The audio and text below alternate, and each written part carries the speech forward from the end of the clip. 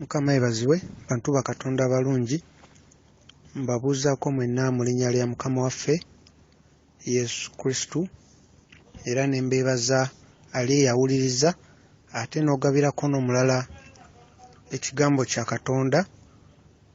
Ekintu ekyokola kirungi nnyo ddala kubanga ogabana n'omulala emmere ey'omwoyo. Ng'omuntu asobola okugabana n'omulala ka audio konna oba ka vidiyo naye nga bye kwogera si bya Katonda, ku lunaku lumu Katonda ajja mmulaga empeera eyava mu ekyo. Era naawe akola omulimu gwa Katonda, mazima Mukama ajja kukulaga empeera.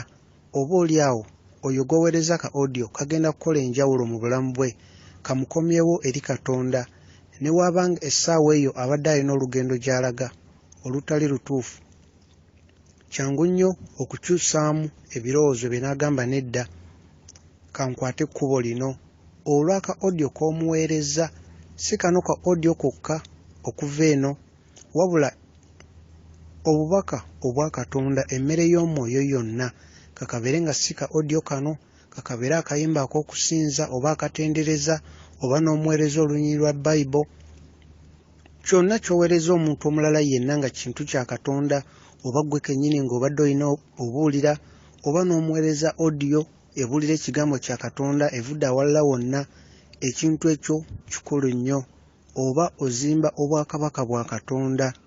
Ng'omulabe Sitaani w'ayagala abalala baweereze ebyo ebiva mu bwakabaka bw'ekizikiza, era ne bisaasaanya obwakabaka obw'ekizikiza, nene wa Katonda oba okoze omulimu, ekyo ky'okola kisobola okukwata ku mutima gw'omuntu n'akyusa ekkubo ly'abadde akutte n'adda ku kkubo ettuufu.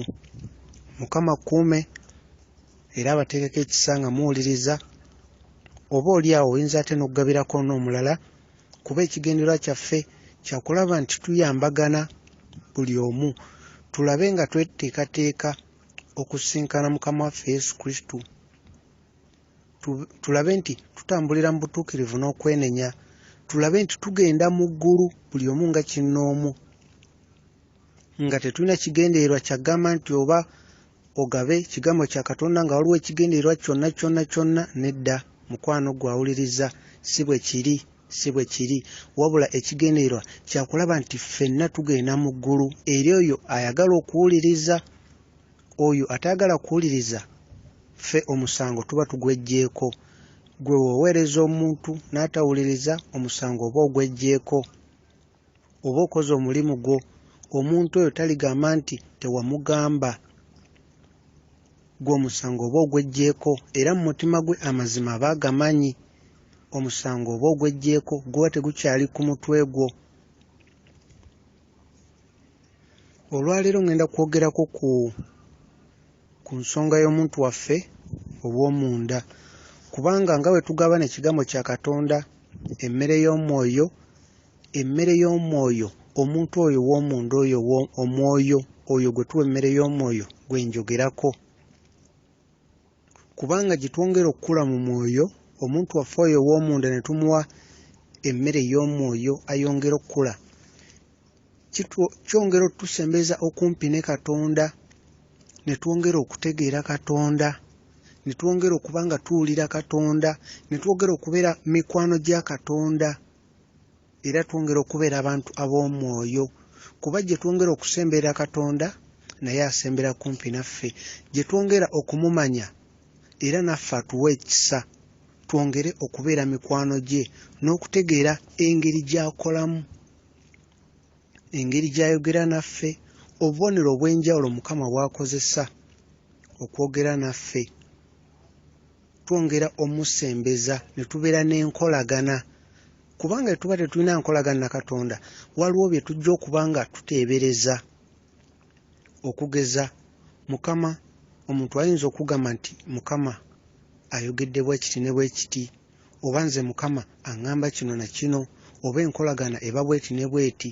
Bw'obanga bwe tuba nga tetulina nkolagana na Mukama Katonda nga si mukwano gwaffe, bambi kijja tubuzaabuza tugambe nedda tekisoboka, kibeera kitya era kijja kitya, tugambe ekyo tekisoboka. Tube nga tukkiriza mu Katonda naye nga tuwakanya amaanyi ge n'obusobozi bwe. Awo kitegeeza tuba tetukkiriza, ate nga Bayibuli etugamba awatali kukkiriza tetusobola kusansa Katonda.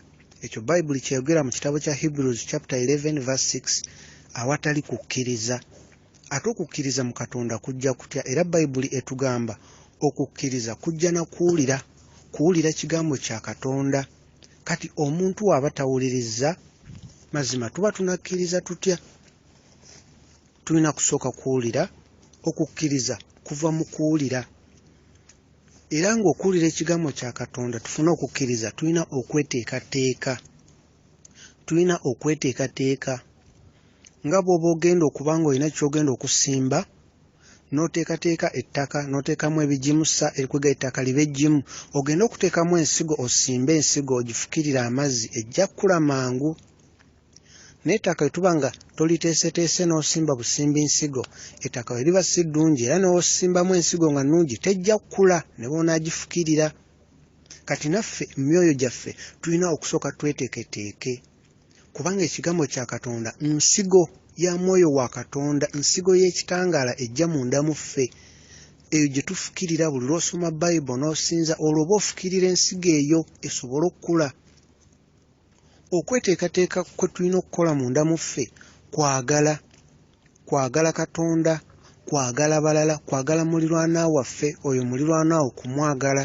Ne tuba nga tetutunuulira nsobi za muntu zokka ne tuteeka okwo ebirowoozo byaffe, oba omulabe waffe tumuteekeko ebirowoozo, tugambe ani atatwagaliza, ani atulowooleza obubi, ne tubeera nga ebirowoozo tubitadde ku oyo. Nedda, ebirowoozo tubiteeke ku Mukama waffe Yesu Kristo, kuba yalwana olutalo, ye mununuzi waffe.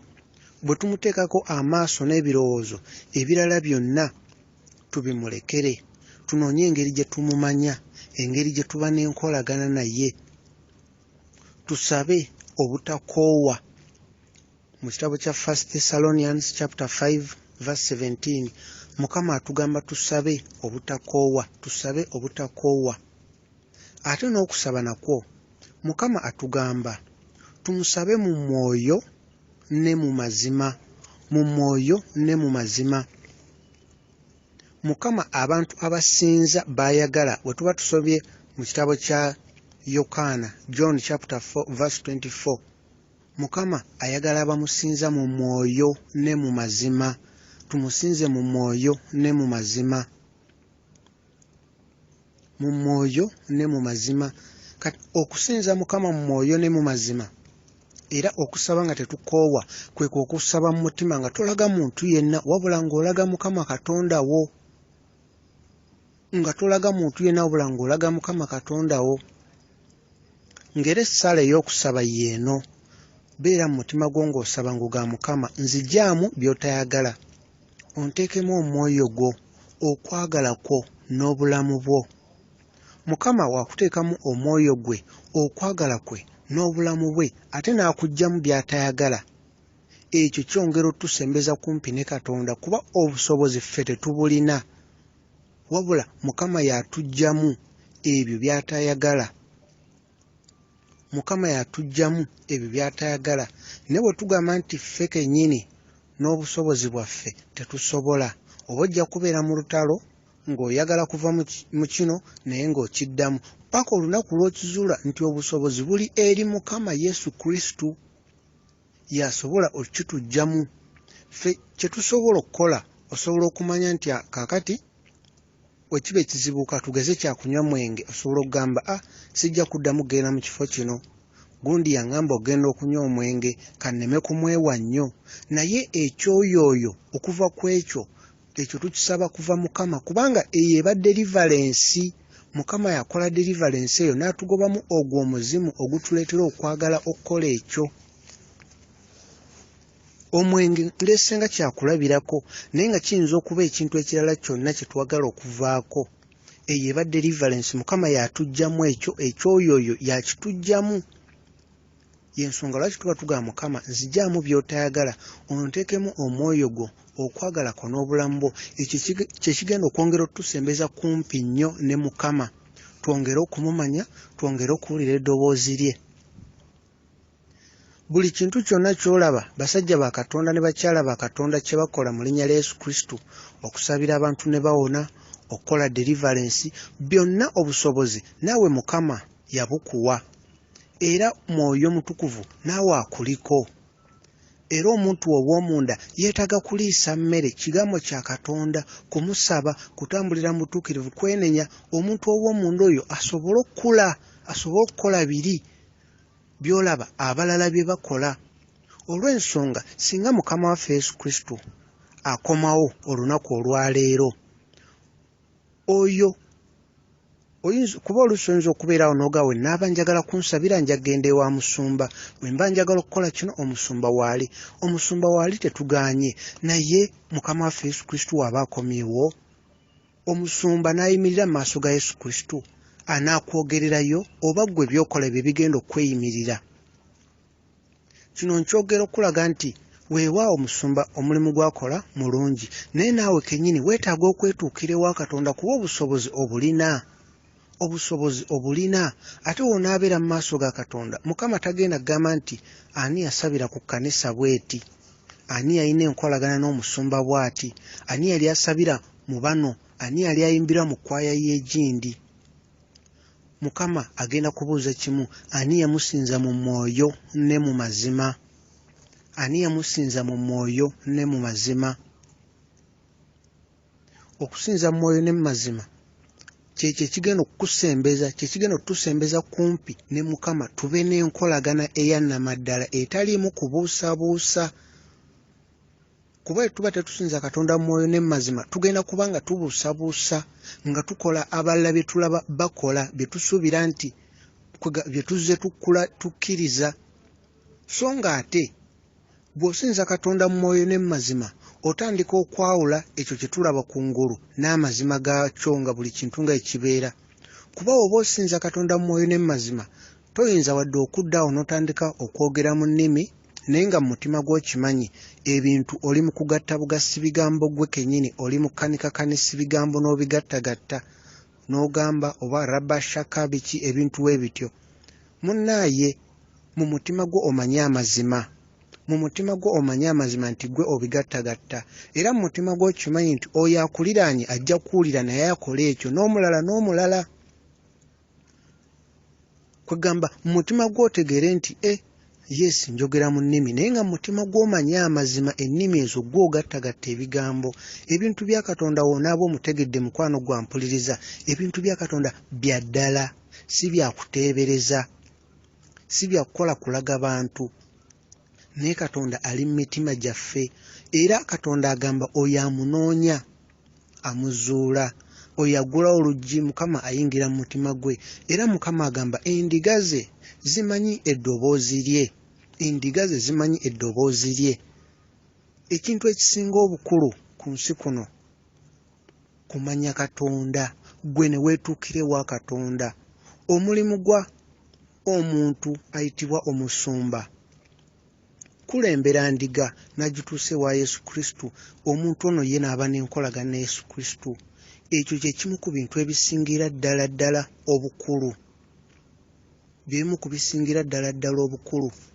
Okumanya Katonda n'aba mukwano gwo kintu kiri pasono, kiba kya kinnoomu. Mukama Katonda oba omumanyi ng'owulira eddoboozi lye, n'obeera mu bantu bameka waayogera naawe, gw'ojja okutegeera. Era gw'ojja okumanya nti olina obukuumi bwa Mukama olw'enkolagana gy'olina naye.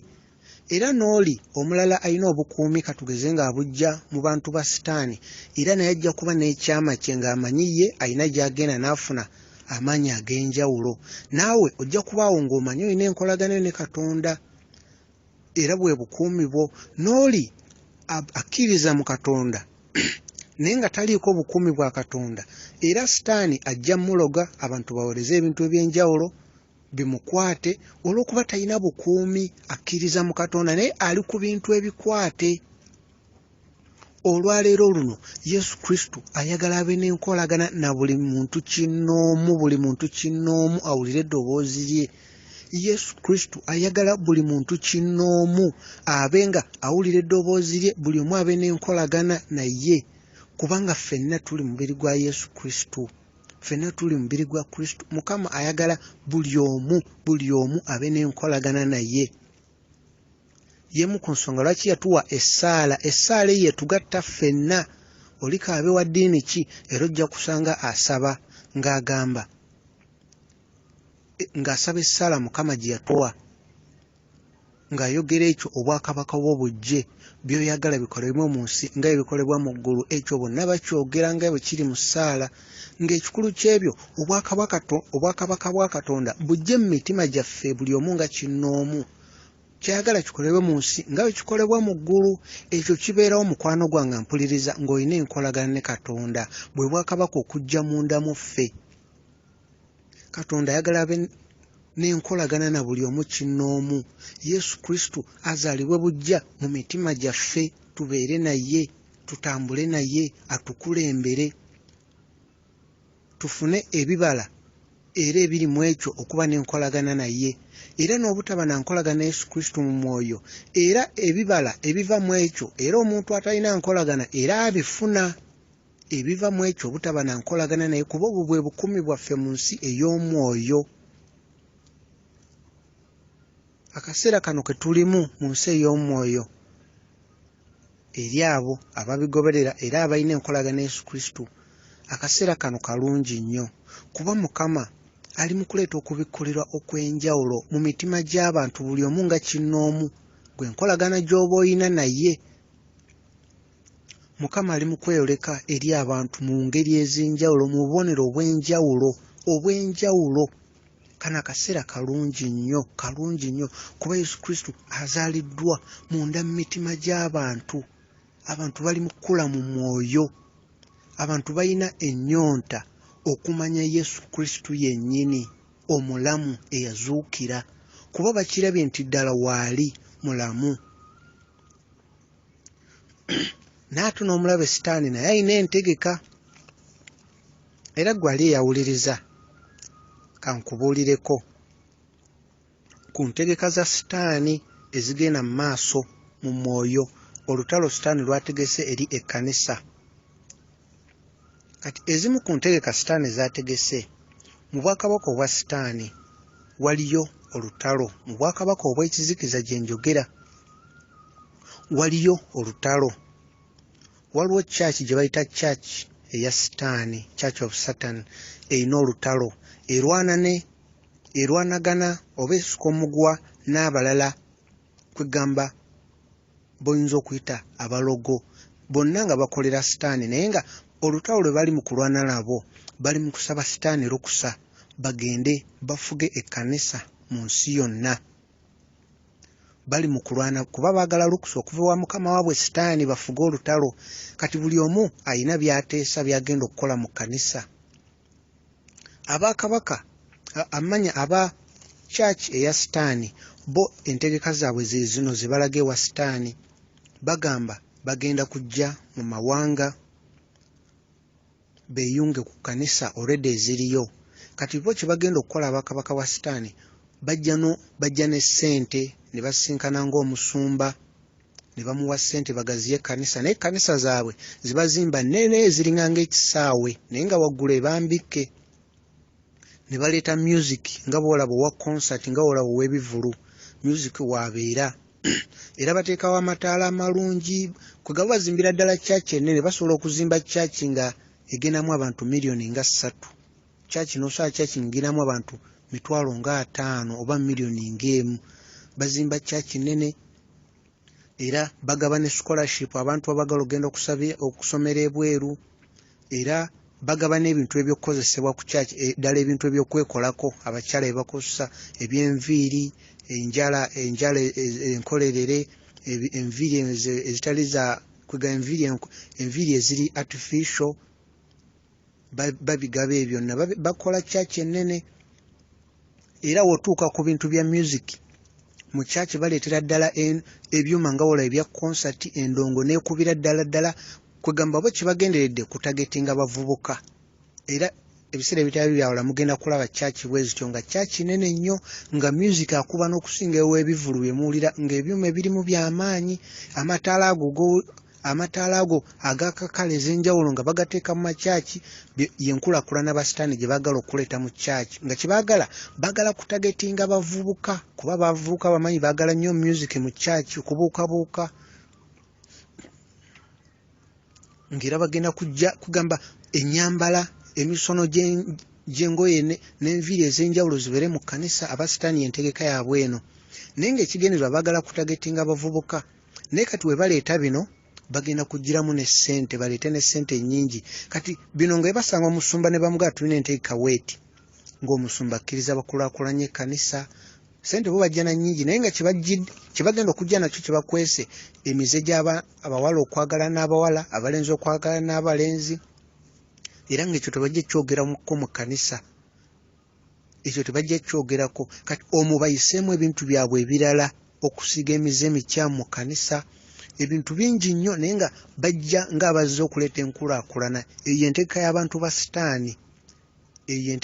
ba sitaani kyaki mugenda ziraba zigenda kuba nga nnene nnyo naye ng'ebyo byonna tezigenda kuba za mwoyo tebagenda kwogera kutambulira mu butuukirivu na kwenenya tebagenda kwogera ku bantu kuba na nkolagana na Yesu Kristo era tebagenda kwogeranga ku kintu ekyogerako mu Leviticus chapter 20 verse 13 Mukama waaganira abasajja kwagala basajja bannaabwe n'abakyala okwagala bakyala bannaabwe ebyo tebajja byogerako egyo emize giryoke gikule mu kanisa naye nga mu kanisa endongoza amaanyi emisono gy'engoye abantu bagenda kitwala ng'enkulaakulana abamu naye ng'ebyo byonna bigenda kuba bya mubiri nga mu mwoyo ekkanisa efe mu mwoyo abasitaani enteekateeka gye bayina era bwe babuulira mukama wabwe sitaani abakkirize bagende eri amawanga kuba ssente zo bazirina kati abalala abasuka omuguwa be bantu boyinza okuyita abalogo nabo balina ekibinja kyabwe kinene nnyo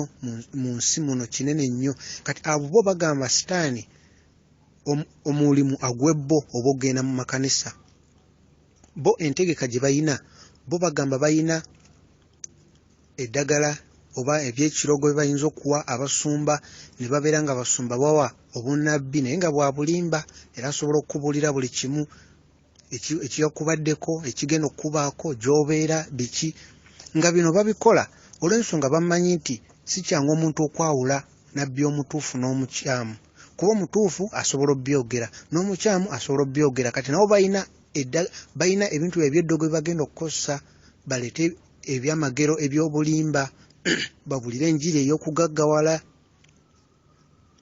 naye nga bo ate ekyenjawulo bajja kubanga baleetera abantu okukulembeza omusumba abeere nga Katonda nga we bamulaba balaba ng'abalabye Katonda ate nabo baleetere ekkanisa n'abasumba obutayogera ku mizengo egy'abasajja okwagala ne basajja bannaabwe n'abakazi kuba ekyo mulabe sitaani ayagala kiyingiriza ddala mu kkanisa kibeeremu nga bakimanyi naye nga tebakyogerako kitandika okukula abaana abato babeere nga bakirina mu kkanisa ababikola babeere mu kkanisa ne mu kwaya naki naye nga teri abyogerako ezo ezimu ku nteeka za sitaani baleme kwogera ku kutambulira mu butuukirivu na kwenenya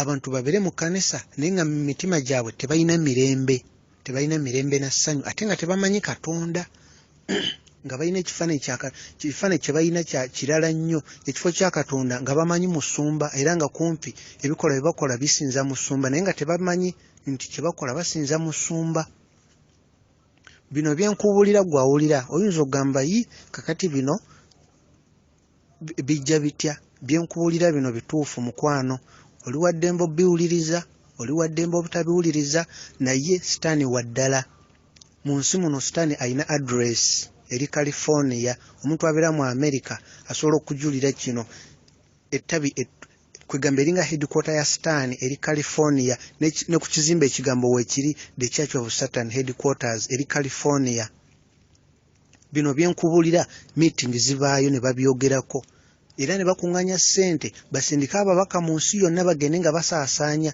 bayingire mu kkanisa mu ngeri eyo Yensonga lwaki nkubuulira nga kinoomu olina okumanya Katonda wo obe n'enkolagana, kuba omulabe Sitaani agenda kujja mu ngeri nga tosobola kumwawula. Olina okuba n'enkolagana osinze Katonda mu mwoyo ne mu mazima, kuba abantu nga tosinza Katonda mu mwoyo ne mu mazima munne kyangu nnyo okukubuzaabuza, kyangu nnyo okutwala ku kkubo ekyamu. Naye omuliro gwa ddala, geyeena ya ddala, geyeena ya ddala. Ate buli omu tewali amanyi lunaku lwagenda kuva mu nsi muno.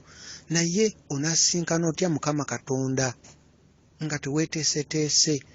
Yensonga lwaki tuweereza bu audio buno, tuyambagane tugende mu ggulu, tuyambagane tugende mu ggulu, kye kisinga obukulu. Tuyambagane tugende mu ggulu, okaweereze ne munno, tuyambagane tugende mu ggulu. Buno bu audio si bwa kuyita nti jangu osabire ku church bweti. Buno bu audio si bwa kugamba nti wuliriza omusumba gundi ne gundi. Kyova olaba nze abuulira, tojja okuwulira nga nkugamba erinnya lyange nze gundi ne gundi, kuba si kikulu, tekirina mugaso n'omulundi n'ogumu. Wabula ekikulu iggwe oweeyo obudde ofukamire osabe Mukama Katonda wo ku makya, ekiro ng'ogenda kwebaka ne mu mutima gwo ng'okola emirimu gye egya bulijjo. Oweeyo obudde omutima gwo okwase Mukama ng'osaba mu mutima, Sitaani aleme kuleeta mu birowoozo bikyamu. Okufa kwa ddala ate kugwa bugwi. Enguudo abalala kwe bafunira obubenje kwe tuyitira.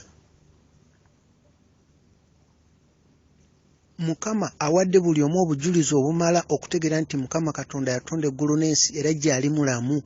Buli omu Mukama amuwadde obujulizi obumala. Bw'otunuulira ekkubo gy'oyise yonna mu bulamu obwo, Katonda akuwadde obujulizi obumala nti waali naawe era akuyamba era akwagaliza entegeka ennungi. Buli omu alina okusalawo mu mutima gwe. Osobola okusalawo goberere Katonda, osobola okusalawo nti nedda. Osobola okusalawo obeere n'enkolagana ne Katonda, oba osobola okusalawo gobeere ku nkola yo kwegamba yo gendanga bukyaki n'osaba n'okola ki, abantu nga bakulaba naye nga mu mutima gwo Katonda taliimu. Ng'ogenda n'osaba ate ovaayo n'odda mu birala nga mu mutima gwo Katonda mutuufu taliimu. Olwo oba tosinza Katonda mu mwoyo ne mu mazima, olwo oba okikola kulaga balala. Ne buli omu ajja kusinkana Mukama Katonda we. Buli omu ffenna ajja kusinkana Mukama, buli omu nga kinnoomu. Omuntu omulamu olina akakisa okukkiriza Mukama Yesu Kristo iggwe nga ggwe. Omuntu akuliraanye ne wagamba ebintu biveeko ebyo bya bulimba tebikola. Ggwe nga ggwe olina okwetegekera okusinkana Mukama Katonda wo eyakutonda. Oyo akugaana okusinza Katonda oba akugamba bya bulimba, bino abalokole bagaba bya bulimba, ojja kusinkana Katonda ggwe nga kinnoomu. Oyo agaana tajja kubeerawo. Oyo aseka leero tajja kubeerawo era tomanyi na lwaki aseka. Kino kye kiseera ky'obwakabaka okujja mu nsi okujja ku nsi, naye mu mitima gyaffe, mu mitima kya mwoyo. Yesu Kristo ayagala adde mu mutima gwo, akulembere mu buli kimu, akulage ekkubo mu buli kimu, omwebuuzeko buli kimu. Tulina okunoonya Mukama, tulina okwegendereza obubonero bw'omulabe Sitaani bw'akola, obubonero bw'omulabe Sitaani bw'ayitamu okuwamba emyoyo gy'abantu. Tulina okuba nga tubwegendereza. Tubeere abantu ab'omwoyo, tubeere abantu ab'omwoyo, kubanga Katonda waffe mwoyo, ne Mwoyo Mutukuvu bw'atuweereza naye mwoyo. Ekintu Mukama kyakugambye mu mwoyo okitegeera oli mu mwoyo, muganda wange. Tuli bantu ba mwoyo. Bayibuli eyogedde emirundi n'emirundi naye tulaga tuli bantu ba mwoyo. Yokaana ekisooka chapter 1. No, Yokaana ekisooka chapter 4 verse 6. 1 John chapter 4 verse 6. Mukama akyogera ffe tuli bantu ba mwoyo. Tulina kusinza Katonda mu mwoyo ne mu mazima. Tulina kusinza Katonda mu mwoyo ne mu mazima. Bwe tunaabeera abantu ab'omwoyo, obulamu bwaffe bugenda kukyuka. Tugenda kuba tusobola okulaba ebintu eby'omu mwoyo obutego bw'omulabe bw'akola. Okubeera omuntu ow'omu mwoyo ng'olina enkolagana Yesu Kristo y'ensibuko y'essanyu n'emirembe mu mutima. Si ssente naye ensibuko y'emirembe mu mutima, kumanya Yesu Kristo n'omusembeza. Ne bw'obeera ng'omwogera ku mumwa naye nga mu mutima taliimu, olwo oba tosinza Katonda. Yesu Kristo ayagala bamusinza mu mwoyo ne mu mazima, nga tumusinza kye twogera ku mmwa nga kiri mu mutima. Y'ensonga lwaki mu mutima tulina okwemanyiza okusaba buli lunaku, buli kiseera. Mukama nzija mu by'otayagala, onteekemu omwoyo gwo okwagala kuno obulamu bwo, nga tokiraga muntu yenna. Ekyo kigenda otusembeza okumpi ne Mukama Katonda. Ekyo kigenda okuzibula amaaso g'omu mwoyo, osobole okulaba ebyo ebiri mu nsi abalala bye batalaba. Mukama ajja bikulaga. Obusobozi Mukama abuwa yenna. Mukama tayawulayawula mu bantu. Oyo yenna amunoonya mu mazima ne mu mwoyo, Mukama amulaga buli kimu. Kobe ng'ofaanana otya, nga wenkana otya, gwe kasita onoonya Mukama mu mwoyo ne mu mazima, mwetegefu okukulaga buli kimu, okukusomesa buli kimu, okuteekerateekera ekyo ekiseera eky'enjawulo omwoyo we wagenda okuteeka ku nsi, obeere omu ku abo.